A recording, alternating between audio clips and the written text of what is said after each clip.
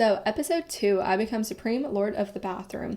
Now, they did change some things chronologically from the book in this episode. To try and keep things straight and a little easier to follow, what I'm going to do is I'm going to have the list of events from the book and this episode on the screen the entire time, just so you can see the differences. Now, I have a feeling that this video is going to be a little bit longer than the last one because we have a lot to cover, but I adored this episode, so let's get into it. At the beginning, like we talked about in the last video, there are some things that you have to pick and choose when it comes to the source material, especially given the time constraints of a TV show, and all of these episodes are under an hour long. So at the beginning of chapter 5 in the book, we get Percy talking about his dreams and the different people that he sees in his dream. In the show, we get him seeing Annabeth and the iconic line, "You drool when you sleep." There's no deck chair that he wakes up in. He's not on the porch. There's no tall drink of ambrosia for him. And the Minotaur horn is sitting on a table in the room rather than sitting in a shoebox that Grover then hands to Percy. However, we do get to see camp in the book. Percy talks about he's on a porch and he can see, all of this land. He can see the lake and stuff. And in the show, they show Percy walk out onto the porch and then they pan over and show what he's seeing, which I thought was perfect. Get the porch wrapping around the farmhouse, the lake. He doesn't carry his Minotaur horn to go talk to Mr. D. We also don't get them playing Pinochle, but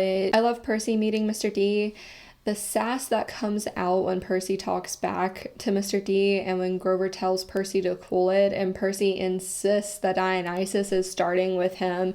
Like, okay, kid, go toe-to-toe with a god. I believe in you. I don't even get me started on Dionysus pretending that he's Percy's dad. This kid just woke up. He almost died. He's going through a lot right now, and that is the last thing that he needs. One big thing that they changed is we don't see Percy, Grover, Chiron, and Mr. D playing Pinochle, so we get a totally different conversation between Percy and Chiron in general. However, it still plays on the fact that Percy doesn't know much about the world that he's been thrust into and what's happening. So like I said in the last video, they still have the same idea. Like, it's still the same plot. They still have the same events happening. They're just slightly different than what we may have been expecting. And another thing is we don't get Annabeth bringing Percy into the Hermes cabin. Percy is walked there by Chiron and he goes into the cabin by himself, where he expects some of the other campers, including Luke, to start a fight with him. But once he meets Luke, he realizes that he was wrong, and Luke actually seems to be one of the first people that's actually nice to Percy. But then this leads into the fact that we don't get a secondary conversation between Percy and Annabeth, and Percy is with Luke when he first meets Clarice rather than being with Annabeth. But more on that later. On a side note though, I did notice that in the book there's an emphasis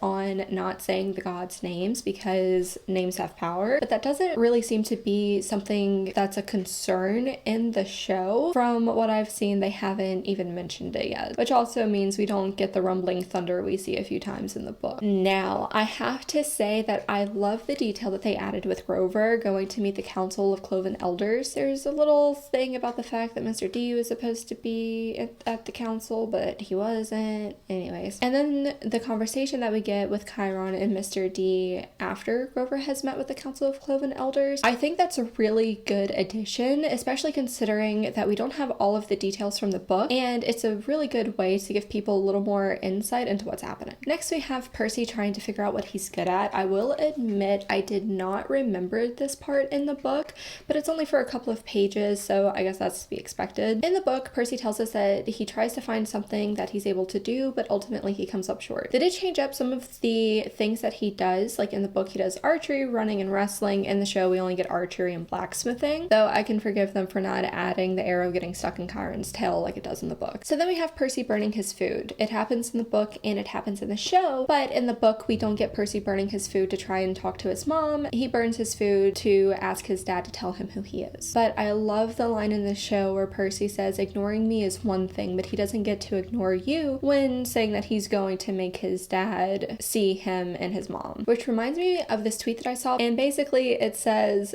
there's being a mama's boy, and then there's whatever Percy Jackson is, who prayed to his mom rather than his dad, who's actually a god. And I thought that was very funny because yeah, he's told you burn your food to talk to your godly parent, and then he burned some of his food to try and talk to his mom. Okay, and then in the show, we get Percy becoming Supreme Lord of the Bathroom. In the book, this comes when Percy first meets Clarice when he's walking with Annabeth. Of course, we get him meeting Clarice when he's with Luke, like I said, but we don't get Clarice mentioning Percy not being Big Three material. From what I've seen, they don't really hint at the fact that Percy is a child of Big Three. I think the only thing that really changed with the bathroom scene overall is instead of it just being Clarice attacking Percy, we also have her friends or siblings joining in on attacking him, and instead of multiple toilets exploding, it's just one. And before we go into the fifth and final thing, which will be capture the flag, I would like to make a side note about pacing. I've seen people complain that the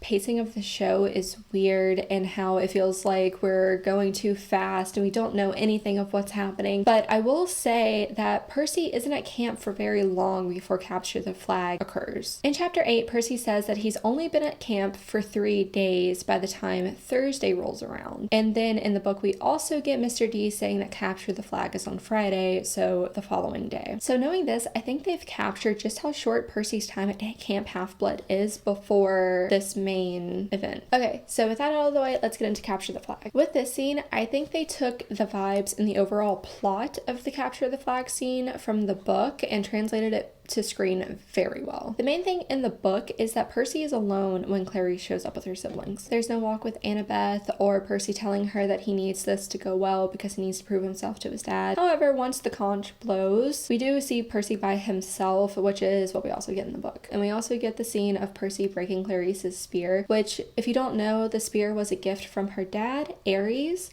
And so it breaking is a very big deal. And once that happens, Luke runs forward with the Ares flag and we get Annabeth's not bad hero line, which I'm loving all of the lines that they are taking from the books and using in the show. Which then brings us to dear old dad making somewhat of an appearance. Now in the book, Annabeth realizes that Percy is most likely Poseidon's son when she sees him standing in the water and his cuts are being healed. I will say that I do like Annabeth having already kind of figured it out by the time capture the flag rolls around and shoving Percy into the water, which is kind of mean when you think about it because Percy's trying to wrap his head around the fact that Annabeth just used him as bait so they could win capture the flag. Percy, I'm sorry, and then shoves him into the water. Like, he looks so betrayed. And another thing I noticed in my reread is they completely got rid of the hellhound scene. So if you haven't read the book, basically once capture the flag is over, a hellhound pops up as Annabeth is saying like, oh, I didn't know, like, it was Poseidon, I thought maybe Zeus.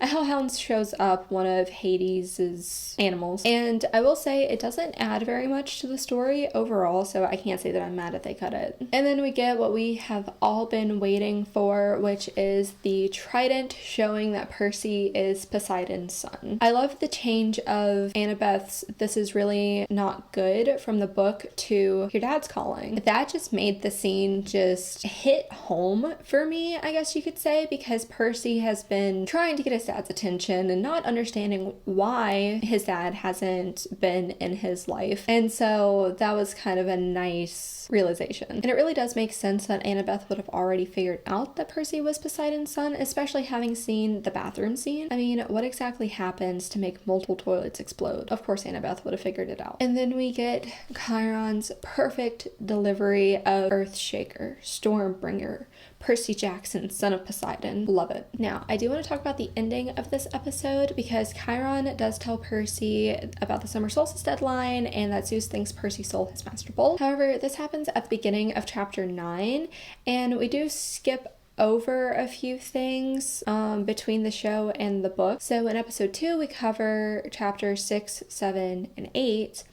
In the beginning-ish of chapter 9. So there are some other things at the beginning of chapter 9 that we don't get, like Percy reading the headline of the newspaper of him and his mom being missing, and his dream where he sees two people fighting on a beach. And then the second half of chapter 9 goes into what we know happens at the beginning of the 3rd episode, so we'll save that for later. And then, like with the last video, there are a couple of little things that I would like to talk about that I don't really have much commentary for. So we still get the conversation between Percy and Luke about Annabeth and her quest, and about Chiron telling her that he already knows her fate. We also don't get a scene of Percy and Grover talking talking. I don't know that it's really that important, but Grover does mention in the book that Mr. D might as well transferred him to stable cleaning duty, which is actually something that we get in the show. Okay, so I think this was longer than the last video, so if you're still here, thank you so much for watching and sticking with me. My plan is to have the video on episode 3 up sooner rather than later,